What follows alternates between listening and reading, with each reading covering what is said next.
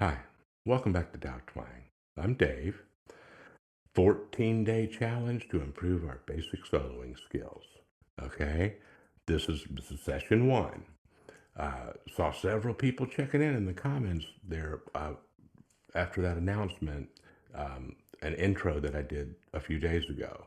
So thank you, Happy New Year. Thanks for checking in. Try to do that as you go through this series, and it'll just kind of help you stay engaged and help me track what we're all doing. So there'll be 14 sessions. It's all going to mean something different to everybody out there, right? And there's no, the order that you watch them in isn't necessarily the critical thing about it, because each one you would have something that you can take away from, you know, as an individual session. Um, but it probably, the way I'm putting it together and presenting it, it would make sense to do them in order. So if you're catching this 6 months down the line on YouTube or whatever, just be aware that there are 14 of them, and they'll be numbered and labeled accordingly. Okay, so the first topic here, triads. Now, a lot of these are like keywords, right? That you can put in, as creators, YouTube even like sends you like data, like these are the keywords, these are the hot things that you should say in your titles and so forth. And I'm not that, it's a good idea. It's good information. You can see, knowing that, you can see like, kind of see behind the curtain of YouTube, like why things seem to come in clusters. Like, why do I keep seeing everything's about triads this week or something? Right? This is going on all the time. Um, I'm not organized enough to really like be in step with all of that all the time. Right? I'm just trying to get everything done each day or something. But for today, let chord tones, triads, these are some of the other terms that you hear all the time, right?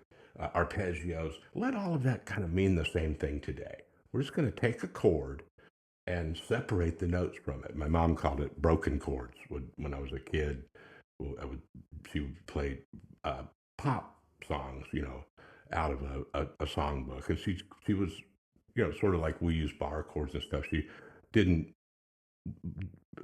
read music extensively, but she knew by looking at the chords above the lyrics, how to get through the tune. She's like, and I remember her telling me, you can play them like this and hold them, or you can play them as broken chords. Yeah, right. So that's the way I've always kind of thought of arpeggios. So the triads in a chord, the sorry, the basic form of a chord is called the triad, the root, the third, and the fifth. Okay. And we have major ones, minor ones, diminished, augmented, so forth. And then later on, you can add extensions to them, sevenths, ninths, things. Today, we just are going to look at a major scale real quickly. We're not really focusing on practicing the scale today as much, but just to give you context of what the root, third, and fifth mean, where it comes from, let's look at this A major scale. We're only using one chord today, A major. Okay. So, of course, you could play your A major chord in different places. We'll just start right here, and the diagram suits that. And disregard the red and the blue stuff for now. It's too bad we can't do that overall, right? But just look at the sequence, and then in a minute we'll see why the red ones are important. So if I start on A, and I play this sequence of whole steps and half steps,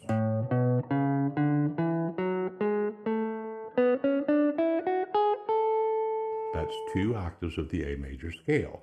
In the Western music system, there's a definition of what that major scale is. It's a sequence, a pattern of whole steps and half steps. I'm not going to track that all the way back to Pythagoras right now. It's just, if I started that on a different note, it would be the same sequence of whole steps and half steps. It would just be, the namesake would be whatever note we started that on. Okay. A lot of things in music and on the guitar adhere to those basic that kind of orientation, right? This kind of movability of things, patterns. So for now, that's our A major scale, and we're going to go right into the triads, and that's what we're going to do our muscle memory and our real workout on today for this session. So repetition is what's going to be featured in this series, all right?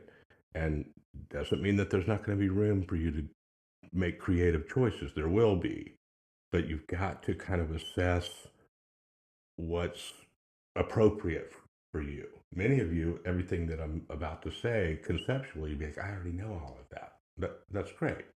But you can still do work on it. You can still create a routine that's going to help you be able to access those concepts and skills better when you're improvising in real time. Okay? And that's why we're dividing this up over many sessions. So for this one, we're just going to go after the root, third, and fifth. So now, notice in this second diagram, it replaces it's not labeled with the letter names of the notes. It's root, 2, 3, 4, 5. So we're looking for the roots, thirds, and fifths.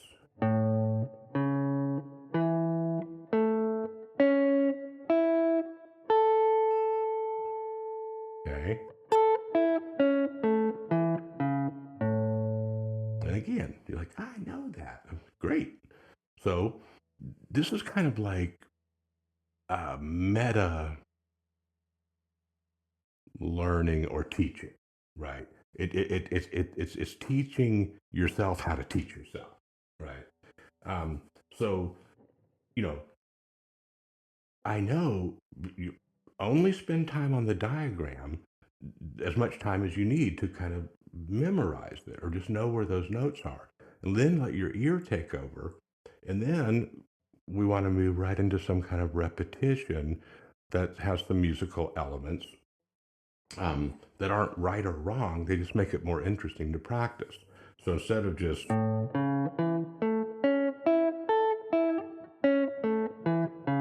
that's going to get old real quick. So here's some simple ideas. Just what I call bouncing each one.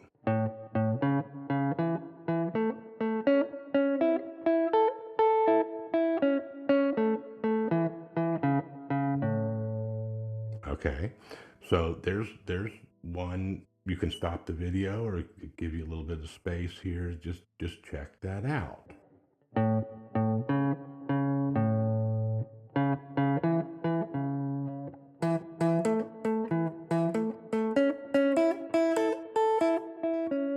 There, I went ahead and kind of started to you know let a few, not random, but different versions of it happen. Sometimes I would go on up and then I would stop and bounce some more and just spend time. The way you know if this stuff's working is if you're relaxed, if your body's relaxed. If you're still wondering and worrying about where's the next one and you're kind of like having to look at it, a lot and then back it up and just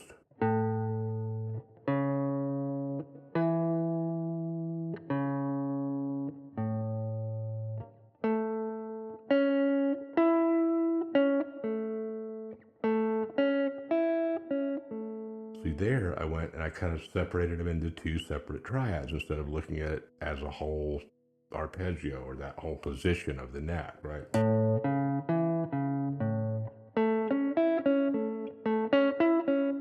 And here's another little thing to point out. This isn't on the diagram because this note, that E, that fifth of the second octave there, is the fifth fret of the B string. The guitar is repetitive though, it's redundant. Okay, it's not like a piano and a lot of other instruments where there's a kind of a 1-to-1 assignment ratio that if I hit this key, it makes that pitch. And that's the only place on the instrument that you can make that pitch, right? So the guitar's not like that. This note could be done there or there or there and other places if you keep going up. Okay, so don't worry about it. Don't let that overwhelm you, but just The important thing is not that you necessarily memorize those shapes visually. It's more that you can hear, you start to just, your ear starts to look for the next note.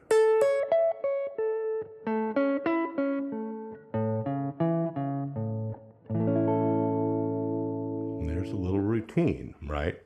So instead of just, it's not like this, in this method, we don't say like, okay, memorize a bunch of major shapes, then memorize a bunch of minor shapes, then practice.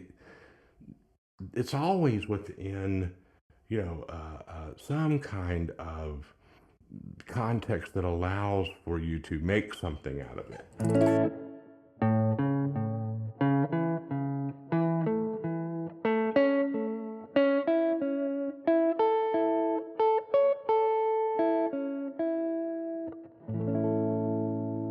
Okay, so that time I went root third, root, then third, fifth, third. Then you can just guess what's going to happen next.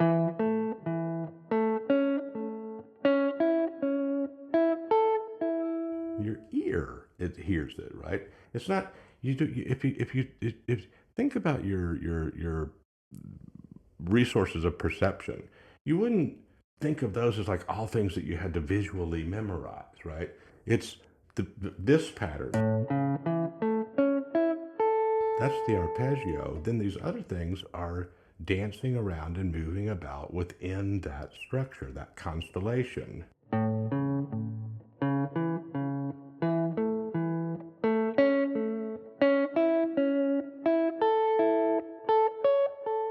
Not sure if the diagram I put up a few minutes ago went up to this note. Maybe it didn't. But that's the next triad tone if I were to go up from here. There's no more strings to go up, so I have to start moving this way. And how do I know that? Well, I could look at the note names, on the neck and so forth. But I could also just take one of the other ones and like do it by ear.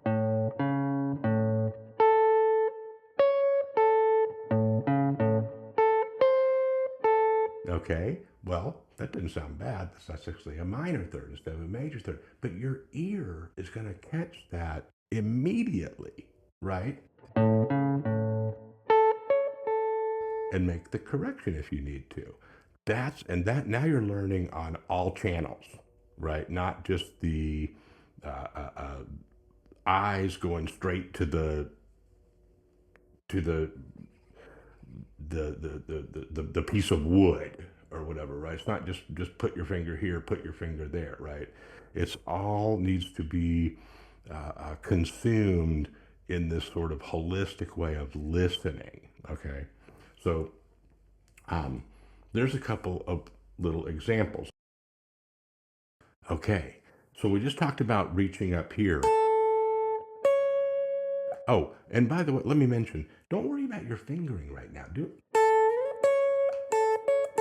If you notice earlier, sometimes I would play, two strings with the same finger going up, and then maybe a different one coming down. Let all that happen. We'll sort some of that out later, but don't get hung up on that. This is all about just getting to the next note. Doesn't really make much difference to me how you get there right now, right? So, free your attention up from that. Don't get stuck on that. Listen for the sound.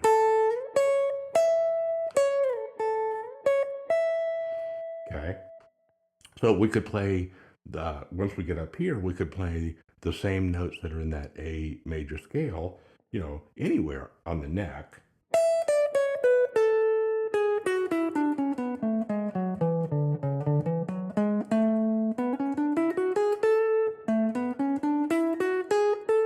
Sounds a little different because I didn't start on A, right? It's not as tidy as this position where it's, that bar chord kind of starts right there and right on the sixth string and so forth. So This is really important. At first, you know, if it makes more sense to you, just start with the root.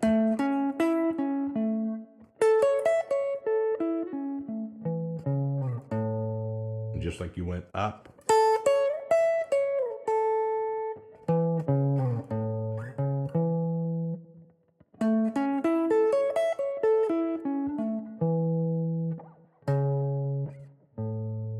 Okay, so see now, of course, I'm just playing the roots, thirds, and the fifths in this position, right? That's the red ones on this diagram.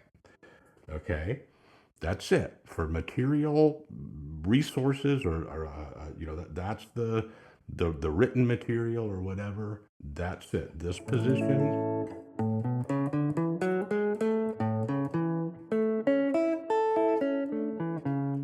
and this one.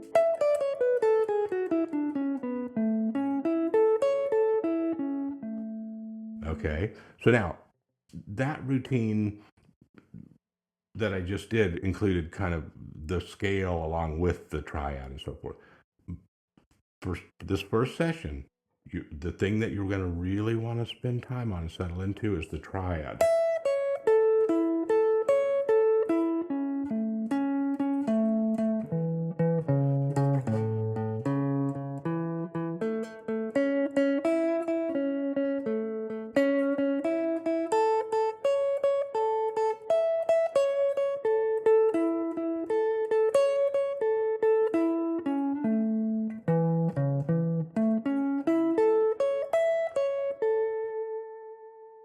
Okay, see how this makes kind of a circle, kind of a path. We did this one, and some of you are probably recognizing right away now. Well, that's this is like cage shape. It's like an E cage shape.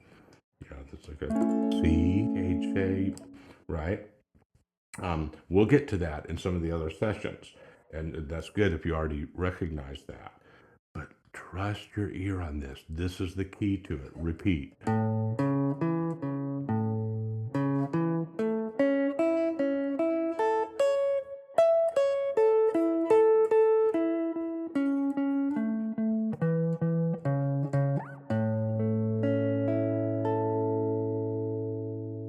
Okay, we're not going to turn the looper or anything on today. I thought about it, but like, you just want to see, you know, kind of get everybody primed on really spending time. If all of this seems like it's sort of stuff that's you already know it, and it's like, I just don't know if I need to spend time doing all of this. Give it a shot because and in all fairness, if you can do the things we just talked about and move around at different tempos and have feeling and not be hitting missing a lot of the notes and stuff, then fair enough. You're probably ready to, move on to, come back in a day or two, go on to the next thing, right? But if, you know, most of us will surprise ourselves if we really take the time to sit and be with something like this. We might not be as comfortable as we are with the concepts when you actually start doing it, right? It doesn't have to be perfect. Be kind to yourself, but it needs to be where you can, do the things that we did today and repeat them almost to the point where you're like daydreaming or doing something else while you're doing it. That's a good way to gauge it, where you're not like kind of trying to you're not visually anchored to it as much anymore. It just starts, your hand just starts to do it. Okay, and your ear likes it. That's the real connection. Come on back in a couple days. We'll keep going. Appreciate it. See you next time.